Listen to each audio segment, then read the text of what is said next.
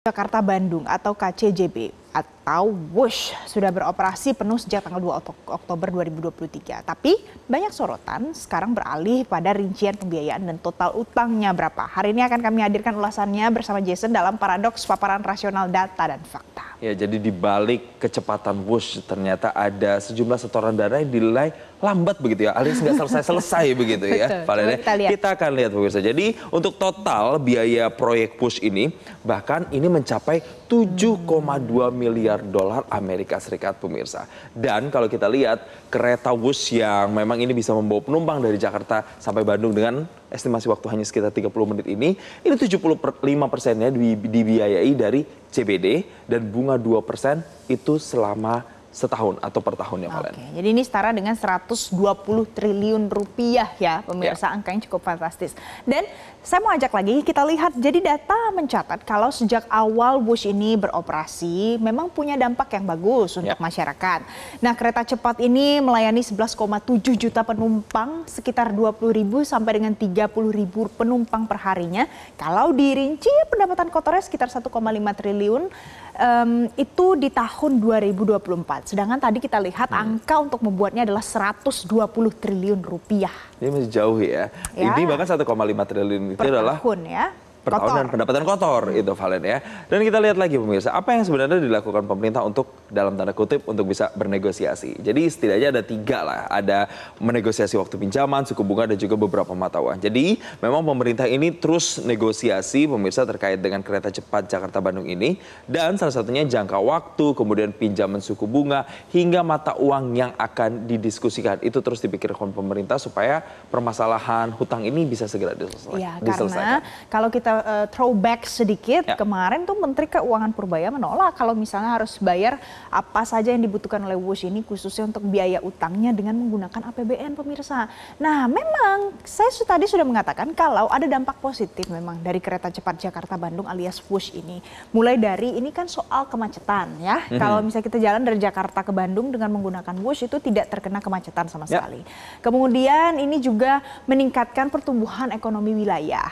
Kemudian juga ada pariwisata di dalamnya, orang untuk pergi ke Bandung dan juga yang akan berangkat dari Bandung itu akan dipermudah untuk urusan pariwisata. Dan juga ada soal transfer teknologi yang juga berdampak pula pada peningkatan sumber daya manusia di Indonesia. Betul, jadi memang dampak positif yang dirasakan dengan adanya WUSH di Jakarta sampai dengan Bandung ini banyak sekali pemirsa dan menyentuh berbagai sektor. Bahkan kan ini rencananya tidak hanya sampai Bandung tapi juga sampai Surabaya. Ya. Tapi hingga kini memang banyak pihak yang membandingkan pemirsa kereta cepat Jakarta-Bandung atau WUSH dengan proyek land bridge di Arab Saudi. Kita lihat ini perbandingannya pemirsa kurang lebih kita akan bahas kalau untuk kereta barang misalnya itu tuh di sana 160 km per jam.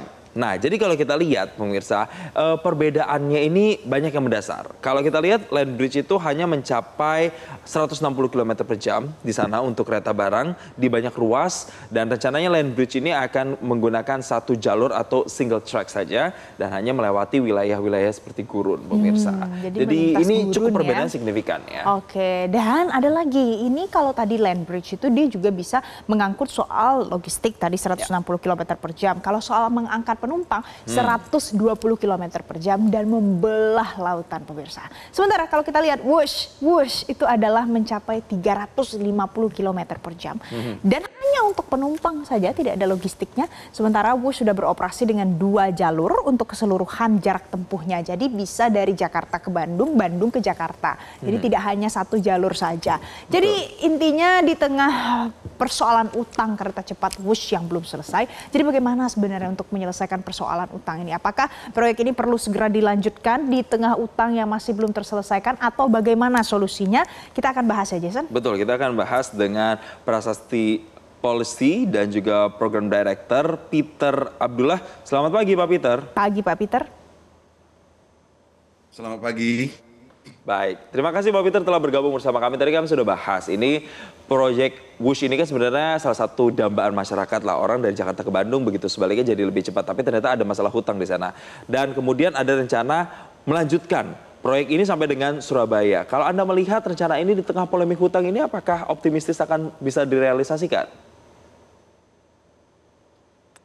Saya kira harus dipisahkan ya antara dugaan pertanyaan-pertanyaan kita yang kecurigaan kita terhadap kondisi keuangan dari WUS dengan WUS-nya sendiri ya.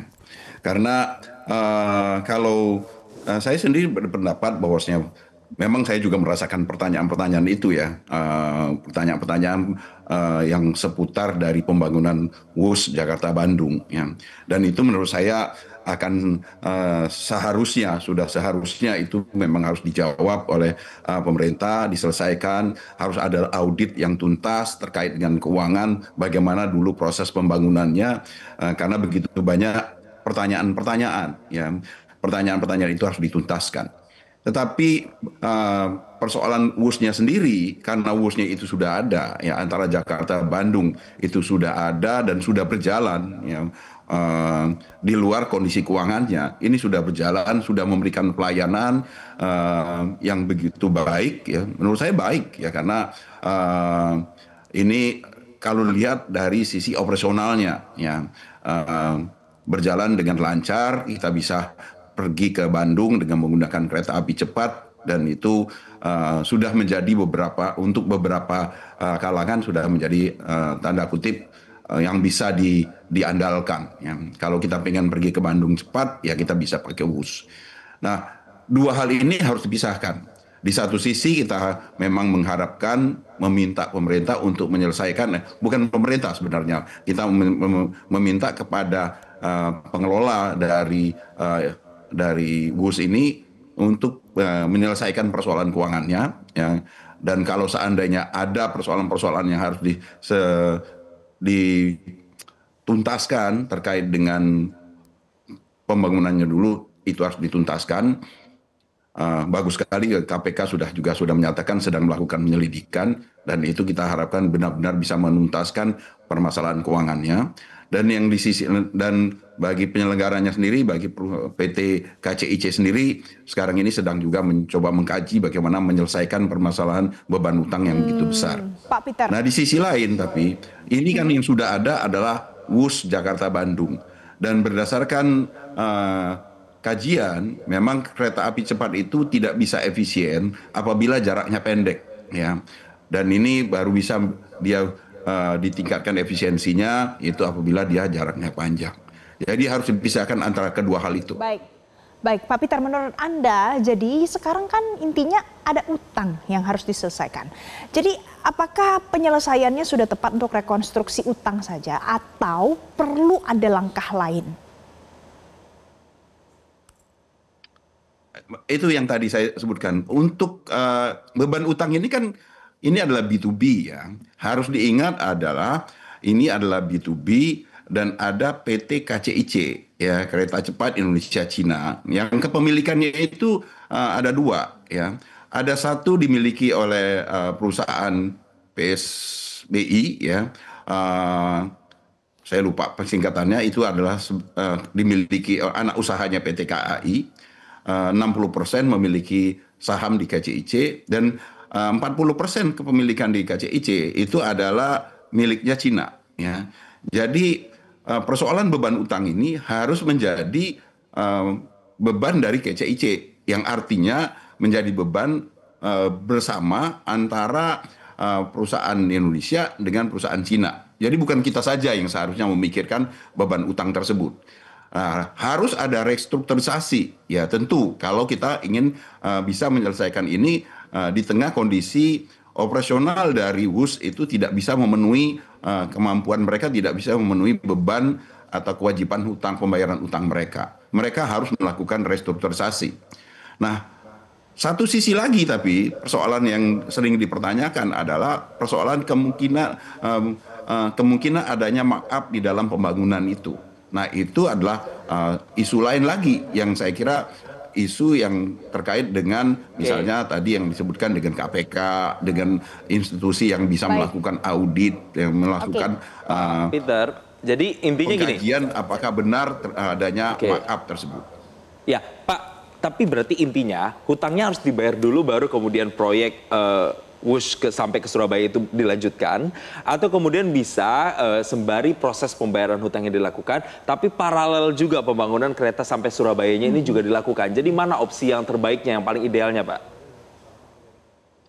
Nah, ini opsi itu tentu dikembalikan kepada pemilik, kepada perusahaan dari KCIC ya. Mereka yang memiliki ya, mereka yang memiliki kewajiban untuk membayar hutang, dan mereka yang punya juga WUS. Pertimbangan-pertimbangan mereka, kajian-kajian itu yang mereka yang lakukan ya. Kalau bagi saya ya, ini saya memberikan analogi seperti ini ya. Ya, analoginya misalkan kita membangun sebuah investasi rumah kos misalnya, yang biar sederhana aja ya. Nah, rumah kos ini waktu membangun 2 lantai, yang bangunan masih dalam 2 lantai, itu terlalu boros pembangunannya, biayanya membengkak mahal, utangnya terlalu membebani ya. Nah, mungkin saya harus bernegosiasi untuk menyelesaikan utangnya. Tetapi di satu sisi, saya juga harus memikirkan bahwasanya rumah kos saya ini baru bisa menguntungkan misalnya kalau saya perluas, tambah kamar menjadi 4 lantai misalnya. Jadi di dalam kajian saya juga harus memikirkan, karena kalau saya biarkan dia 2 lantai, saya tetap akan rugi. Dan kalau rugi berarti penyelesaian utang saya juga semakin susah. Jadi di satu sisi saya harus berpikir tentang menyelesaikan utangnya, tetapi di sisi lain juga saya harus berpikir bagaimana saya bisa meningkatkan efisiensi, meningkatkan penerimaan saya dari investasi saya. Apakah itu rumah kos atau dalam hal ini kereta bus. Jadi 2 hal itu kalau menurut saya harus dipikirkan bersamaan. Oke, Pak Peter, jadi intinya adalah sembari menyelesaikan utang harus dipikirkan juga bagaimana untuk menambah income dari pembangunan yang sudah dilakukan oleh Wush, atau bisa jadi dari Jakarta Bandung bisa lanjut lagi sampai Jakarta Surabaya. Terima kasih Pak Peter Abdullah karena pagi ini sudah memberikan perspektif baru untuk pemirsa Metro TV. Jelajahi cara baru mendapatkan informasi. Download Metro TV Extend sekarang.